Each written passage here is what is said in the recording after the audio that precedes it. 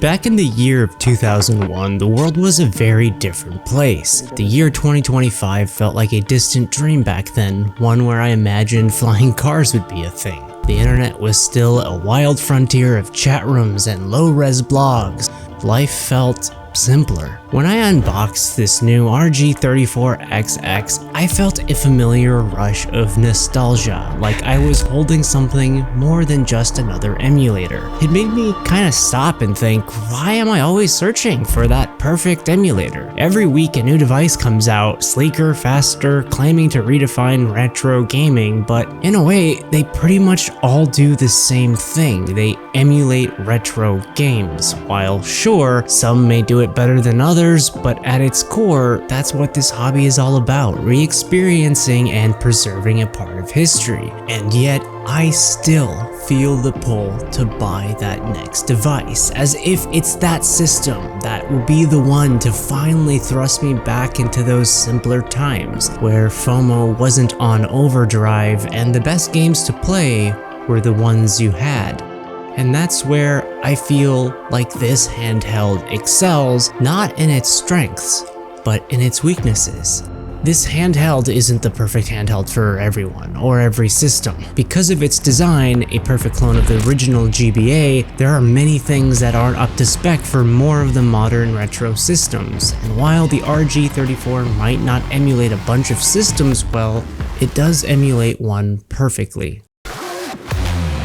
For me, this system has now become my main system to emulate Gameboy Advance games because it's identical to how I used to play them. The form factor is nearly a one-to-one recreation of the beloved system that so many of us grew up on, only to fix some of the major issues that plagued the original Game Boy Advance. For anyone who owns or owned the original GBA, you are probably accustomed to the never-ending struggle to find that perfect angle of light to illuminate the screen which lacked a backlight. It was something we learned to live with, but now with the RG34, that issue is a thing of the past.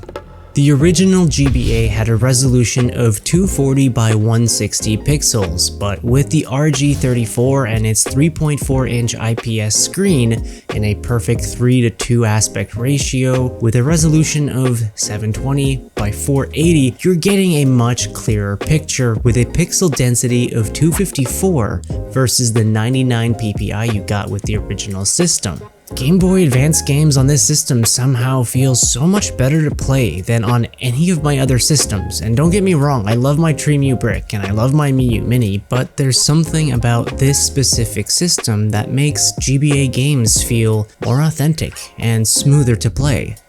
When comparing the RG34XX to the RG35XX SP, we can see that they are almost identical in terms of specifications. However, you are getting a slightly bigger battery and a much more comfortable handheld experience as the ergonomics feel a bit more robust in the hand while giving up some of that portability the RG35SP had. However, it still is portable, as I had grown accustomed to this form factor as a kid and this system rarely left my side. Keep note that while many reviewers claim that this system is a bit heavier than the original GBA, they aren't taking into consideration of the battery weight. When comparing the original GBA with two AA batteries to the RG34XX, the RG34 is definitely lighter in comparison. That was actually one of the first things I had noticed when opening the box and holding it for the first time. Inside the box, it comes with a brand name 32GB memory card that holds the Rocknix OS, and at the time of this recording, there aren't any other options for OS customization. But for now, anyone who is familiar with Anbernic devices, you'll feel right at home around the UI. My system came with a 128GB card, however, it doesn't look like its brand name, and I'll probably have to make a duplicate image onto a more reliable SD card. Along with that, you get a lanyard that attaches to the system, a user manual, and a standard USB charging cable. The system comes in a few different colors, transparent red or green, and black or indigo blue.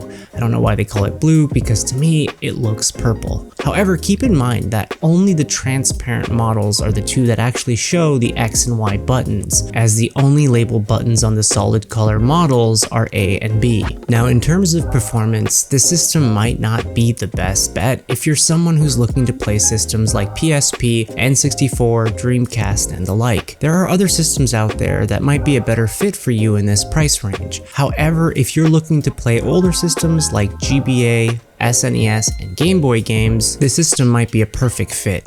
Another thing I did notice is that the system came with some of the ugliest bezels I'd ever seen, so I took it upon myself to fix that. If this is something you're interested in, I made custom bezels for the Game Boy Color, SNES, PlayStation, N64, Game Gear, Genesis, and the Dreamcast. You could find the download link in the description, as I feel these give off a much better visual experience. The build quality is fantastic. The shoulder buttons feel very responsive and they are surprisingly quiet. It's a little bit squishy and it just feels very satisfying to click. The extra L2 and R2 buttons are cleverly placed where a GBA cartridge would have gone, and they feel comfortable in the hand. The face buttons, although not in a perfect diamond pattern, do not feel awkward in any way and was a great design choice. The D-pad, however, isn't the most accurate and it suffers from false directional input from time to time, especially when trying to hit those diagonal moves. So if you're someone who's into fighting games where precision is a must, you might be a bit deflated with this specific D-pad. However, for me, it works just fine as I rarely play fighting games. The menu button is located on the top of the system, which is understandable from a design perspective. However, it is a bit awkward to get used to as I'm accustomed to pushing a menu button on the face of the device to hit those quick commands. For instance, to quick save or quick load, you need to reach around to enable those quick commands, and it gets a little annoying, but it's something I got used to. To be honest, I'm glad they kept the design as close to the original GBA, so this is a decision I think they got right. The volume control features a rocker type wheel rather than a spinning dial, and the start and select buttons are exactly where you would expect them to be, as they match the GBA identically. Another thing to keep in mind is getting these SD cards out of the system is a pain.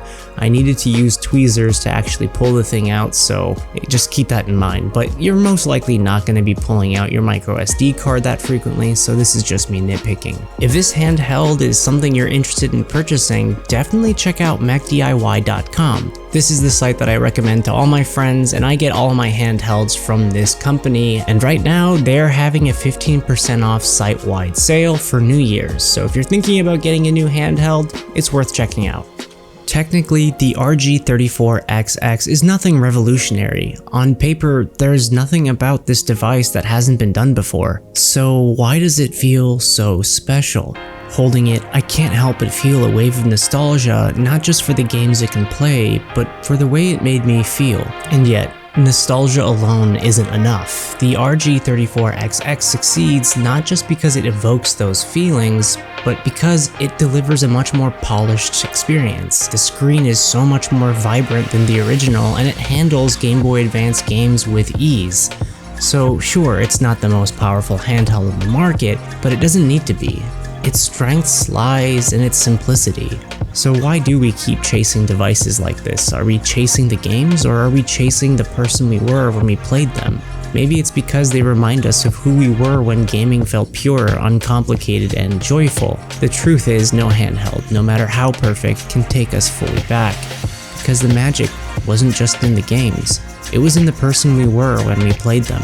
The RG34XX won't bring back the past, but it can give us something just as meaningful, a chance to pause, to rediscover the joy of playing for the sake of it, and to create new memories that someday, maybe we'll look back on just as fondly.